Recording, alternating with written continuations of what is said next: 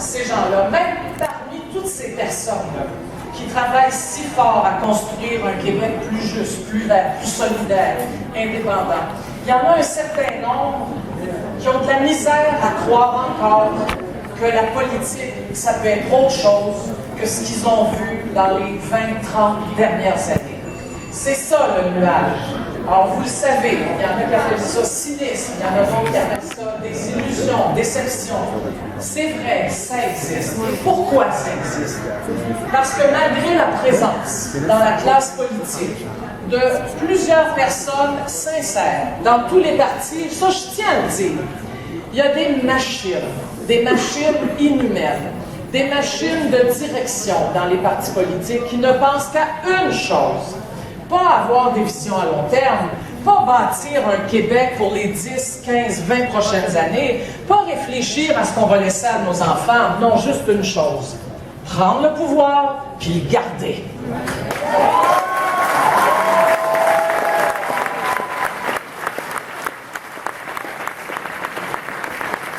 Et qu'est-ce qu'on observe très souvent dans ces directions de partis politiques? C'est qu'on est pas mal proche des grands décideurs économiques, des lobbies d'affaires puissants qui veulent faire le plus de profit possible, le plus vite possible, en étant le moins imposé possible.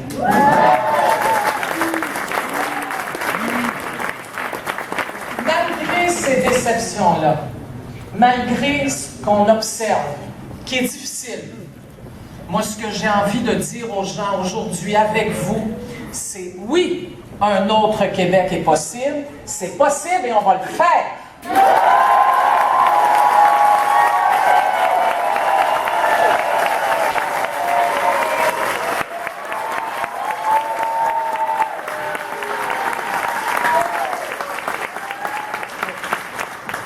Le jour de mon assermentation comme député de Gouin, j'ai dit ceci.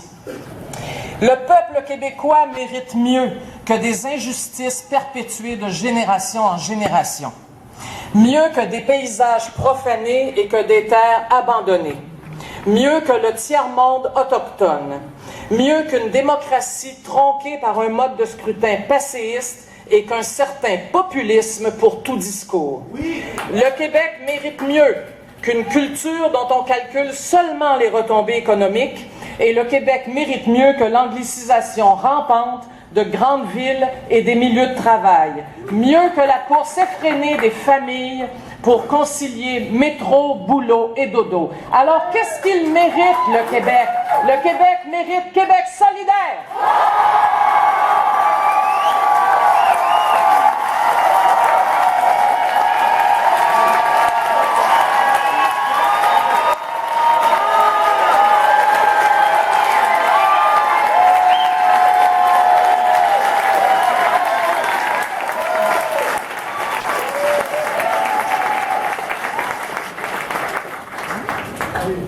Et pourquoi Québec solidaire? Parce que Québec solidaire est capable de livrer la marchandise. Québec solidaire est capable de redonner espoir. Québec solidaire a décidé qu'on n'aurait plus honte de prononcer le mot rêve, le mot espoir, le mot vision. Tous ces mots-là, on les dit, on les redit, on les assume, puis on va le faire en plus.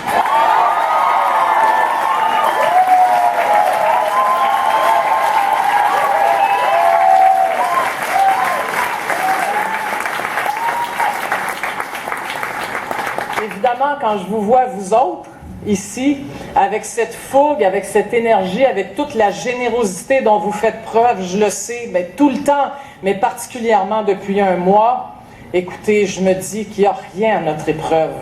Le 7 avril, il va se passer quelque chose au Québec.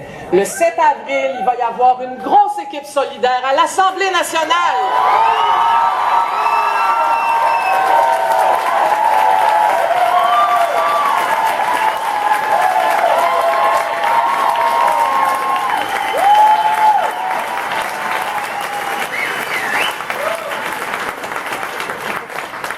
D'autres l'ont dit avant moi, nous sommes un parti qui a des idées. Nous avons un parti qui a des propositions. Des propositions, oui, qui font rêver, mais des propositions en même temps qui répondent aux problèmes des gens, qui sont capables de dire aux gens, oui, votre vie quotidienne, elle peut s'améliorer. Oui, c'est possible. Si nous avons collectivement le courage, et je sais que le Québec en a, si nous avons collectivement le courage d'affronter ces lobbies des gros, des puissants qui se croient tout permis. Et oui, le mot « peuple » est un mot qu'il faut réhabiliter. Le peuple du Québec mérite mieux que ce qu'il a en ce moment. Le peuple du Québec mérite la solidarité, la justice, l'écologie et l'indépendance.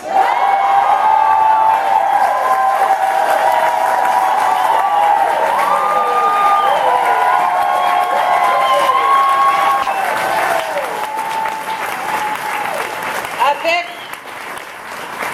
tous nos candidats, avec toutes nos candidates, avec Amir, Andrés, Manon, Alexandre et tous les autres que je ne saurais nommer parce qu'il y en a 124, avec tout ce monde-là, je vous le dis, il faut travailler fort, puis on va le faire encore pendant 10 jours.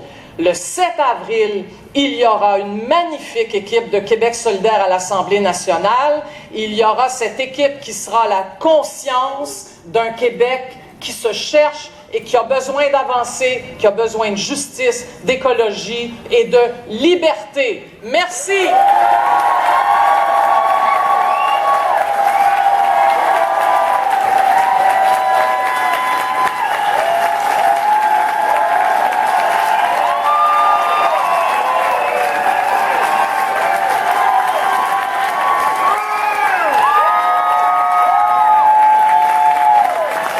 C'était Françoise David, mesdames et messieurs!